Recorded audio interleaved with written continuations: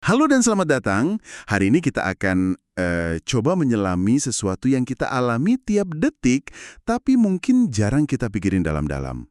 Waktu. Ya kan? Kita semua ngerasa waktu itu jalan terus. Tapi apa sih sebenarnya waktu itu menurut fisika modern? Iya, betul. Sumber utama kita kali ini bab 11 dari bukunya David Deutsch, The Fabric of Reality. Judulnya aja udah bikin mikir ya, waktu, konsep kuantum pertama. Benar. Jadi, misi kita di penjelajahan mendalam kali ini, kita mau bongkar nih. Kenapa sih fisikawan kuantum kayak Deutsch bisa sampai ke kesimpulan yang radikal begini? Kita bakal nantang pemahaman umum kita soal waktu, yang rasanya udah intuitif banget. Betul.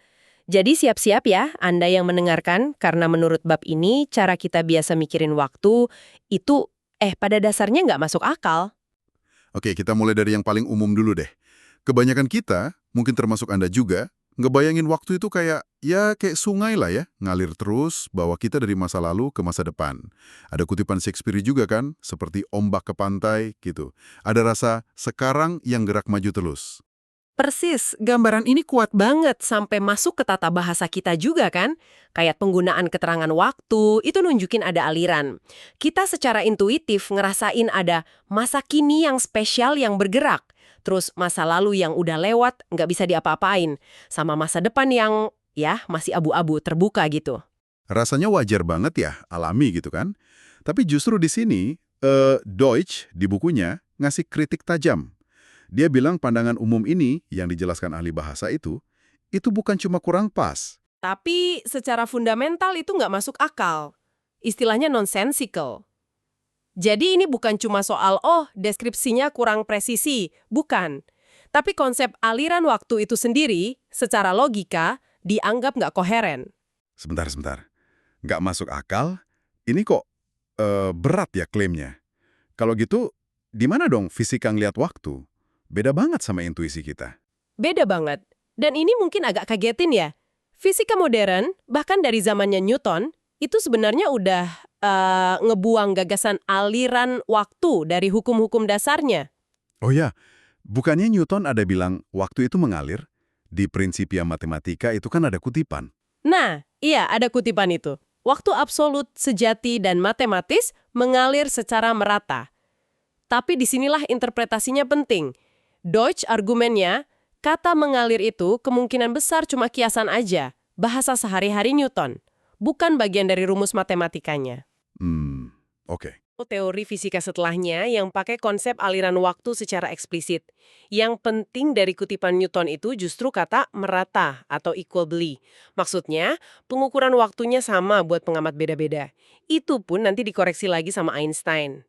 Intinya, waktu yang ngalir itu ilusi, bahkan kata fisika klasik. Wah, kalau fisika klasik aja udah nyingkirin sungai waktu, terus gimana dong mereka ngegambarin realitas? Perubahan itu gimana terjadinya kalau waktu nggak ngalir? Nah, ini kita masuk ke konsep revolusionernya Einstein, ruang waktu atau space-time. Jadi fisika nggak lagi ngelihat realitas itu kayak panggung 3 dimensi yang berubah seiring waktu, tapi Tapi, realitas itu digambarin sebagai satu kesatuan utuh, kayak blok alam semesta 4 dimensi. Dan blok ini statis. Di dalamnya semua udah ada, masa lalu, masa kini, masa depan, semuanya udah terhampar sekaligus, kayak peta gitu. buku Deutsch pakai analogi foto ya kalau nggak salah. Kayak tumpukan foto gitu, tiap foto itu satu momen ruang. Jadi tumpukan itu ya blok ruang waktu 4D tadi. Betul, analogi yang bagus itu. Nggak ada yang bergerak relatif terhadap tumpukan itu. Yang kita anggap gerak atau perubahan, itu cuma beda aja antara satu lembar foto, satu irisan ruang waktu, sama lembar berikutnya. Oke. Jadi nggak ada sekarang yang spesial jalan-jalan gitu ya. Semua momen sama aja nyatanya dalam blok 4 dimensi itu. Kayak baca novel, semua halamannya udah ada di buku. Persis. Tapi kalau gitu ini jadi bikin bingung soal sebab akibat, sama kehendak bebas juga. Kita kan mikirnya penyebab itu duluan, baru akibat. Saya neken tombol sebelum lampu nyala. Rasanya saya punya pilihan kan? Bisa neken, bisa enggak, bisa ngaruhin masa depan yang terbuka. Nah, di model ruang waktu statis ini gimana? Kalau masa depan udah tertulis kayak masa lalu, di mana terbukanya? Pilihan kita gimana? Nah, Anda pas banget nangkep masalah krusialnya di fisika ruang waktu klasik. Susahnya kelihatan banget pas kita mikirin pernyataan kontrafaktual. Kontrafaktual. Apa itu? Itu pernyataan seandainya. Pernyataan tentang apa yang mungkin terjadi kalau sesuatu di masa lalu itu beda. Contoh di buku. Seandainya Faraday meninggal tahun 1830, kan dia nemuin induksi elektromagnetik 1831 tuh. Kemajuan teknologi abad 19 bakal telat banget. Oh oke, berandai-andai gitu ya. Itu kan sering kita lakuin buat ngerti konsekuensi. Wajar aja kedengerannya. Iya, wajar di omongan kita, tapi dalam kerangka ruang waktu klasik yang cuma ngakuin satu blok 4D itu aja yang nyata, pernyataan kontrafaktual ini jadi aneh, jadi paradoks. Kalau kejadian Faraday meninggal 1830 itu emang nggak pernah ada di satu-satunya realitas, gimana kita bisa ngomongin akibatnya secara objektif? Kayak nggak ada dasar fisiknya gitu. Cuma di pikiran aja. Jadi masalah ya. Terus gimana fisika ngatasin ini? Apa sebab akibat jadi nggak penting? Nah, disinilah kata Deutsch, fisika kuantum masuk.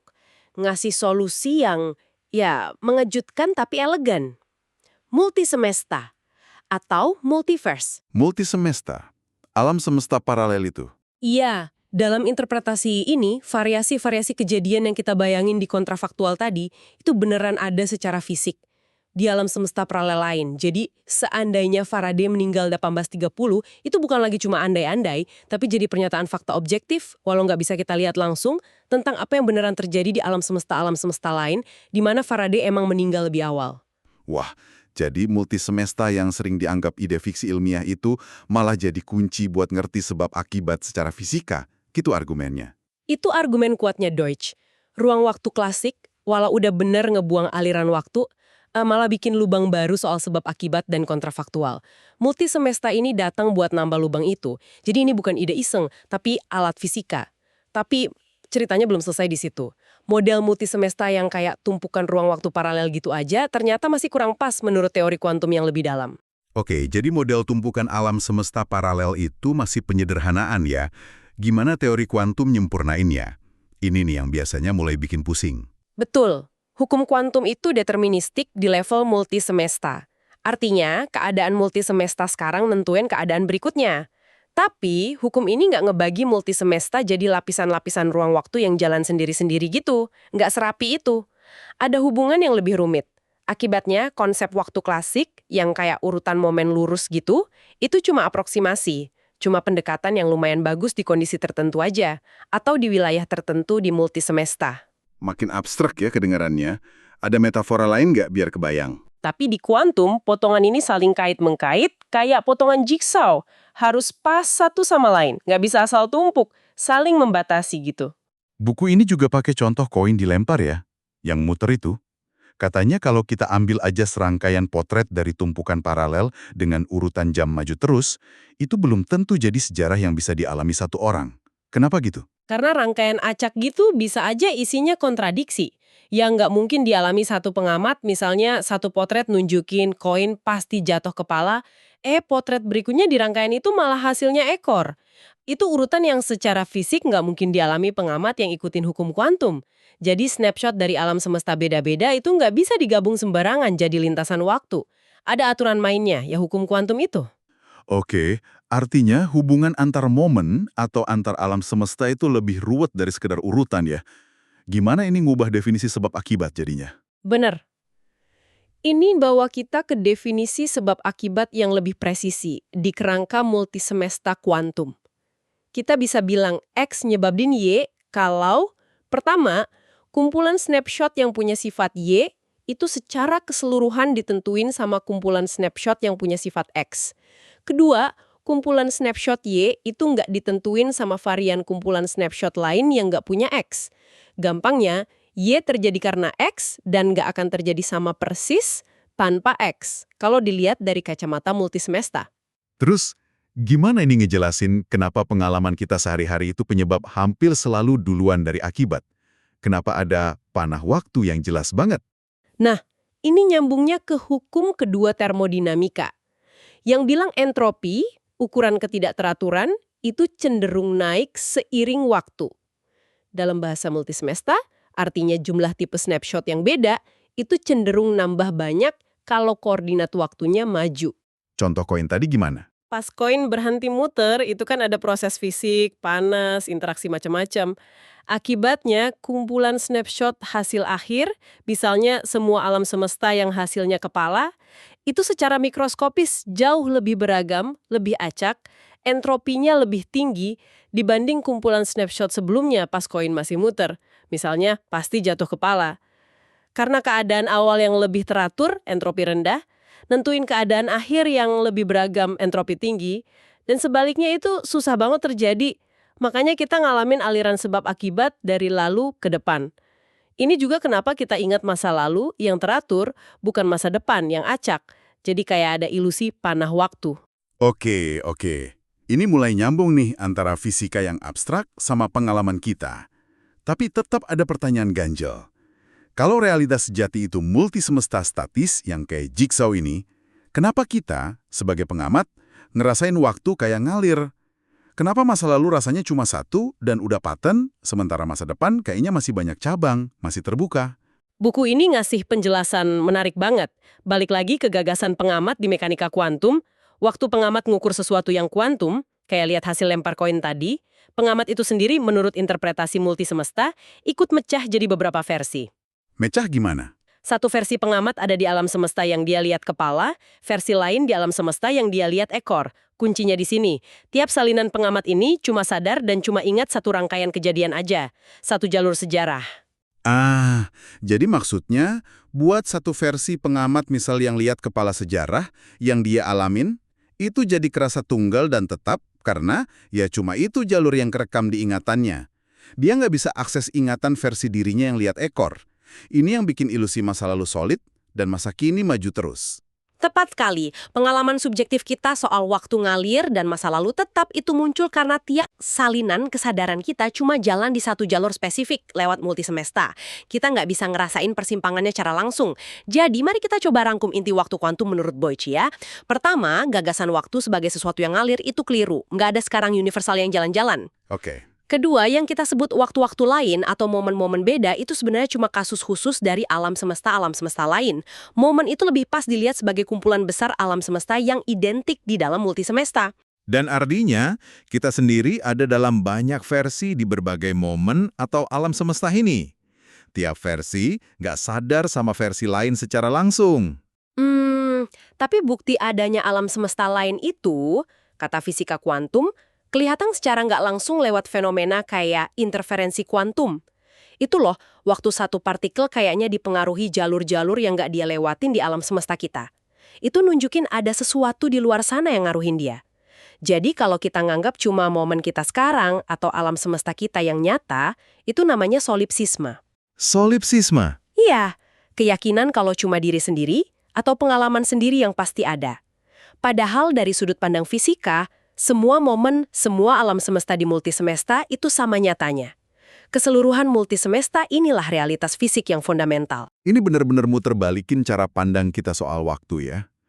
Jadi, coba kita simpulin beberapa poin penting atau momen AHA dari penjelajahan bab 11 ini. Pertama, konsep waktu sehari-hari kita yang pakai ide aliran sungai itu secara fundamental bermasalah. Mungkin nggak konsisten logikanya. Kedua, fisika klasik lewat ruang waktu emang ngehapus aliran waktu, tapi malah bikin teka-teki baru soal sebab akibat dan kemungkinan alternatif, si kontrafaktual tadi. Ketiga, fisika kuantum dengan konsep multisemesta datang ngasih solusi. Bukan cuma nyelamatin sebab akibat dan kontrafaktual, tapi ngasih dasar fisika yang kuat. Dan keempat, kesimpulan gedenya, waktu itu bukan sesuatu yang ngalir sendiri. Waktu itu terkait erat sama struktur multisemesta dan adanya alam semesta paralel. Pengalaman subjektif kita soal aliran waktu itu efek samping dari cara kesadaran kita yang mecah ngikutin satu jalur sejarah, memproses informasi dalam struktur realitas yang lebih gede ini. Jadi waktu itu intinya ya konsep kuantum. Penjelajahan yang, menantang intuisi banget tapi sekaligus ngebuka mata soal salah satu aspek paling dasar realitas. Nah, sebagai penutup nih, mungkin ada pertanyaan yang bisa Anda renungkan yang nyambung dari diskusi kita. Kalau waktu itu bukan aliran, tapi lebih kayak dimensi atau struktur di dalam multisemesta statis yang gede banget, apa artinya ini buat pemahaman kita soal, katakanlah, Awal mula alam semesta, Big Bang gitu. Atau akhir alam semesta. Apa konsep permulaan dan akhir waktu itu sendiri masih relevan di gambaran ini? Terus, sifat dasar perubahan itu sendiri, gimana kita maknainya jadinya? Pertanyaan yang fundamental banget itu. Dan juga, gimana pandangan kuantum soal waktu ini sebagai untayan pertama kata Deutsch, nyambungnya ke untayan fundamental lain yang dibahas di The Fabric of Reality. Ada komputasi, epistemologi atau teori pengetahuan, sama evolusi kan? Jelas bab ini cuma satu bagian dari argumen yang lebih besar soal struktur realitas ya. Epistemologi, teori komputasi, dan teori evolusi itu saling kait-mengait erat. Nggak bisa dipisah kalau mau dapat pemahaman terdalam soal dunia. Jadi ngertiin waktu sebagai konsep kuantum, ini langkah penting buat ngelihat gimana semua bagian ini nyatu ngebentuk si kain realitas tadi. Terima kasih sudah menemani kami dalam penjelajahan yang mendalam dan ya, cukup menantang ini. Semoga diskusi ini memicu Anda untuk terus bertanya dan mempertanyakan asumsi-asumsi paling dasar tentang alam semesta dan tempat kita di dalamnya. Sampai jumpa di penjelajahan berikutnya.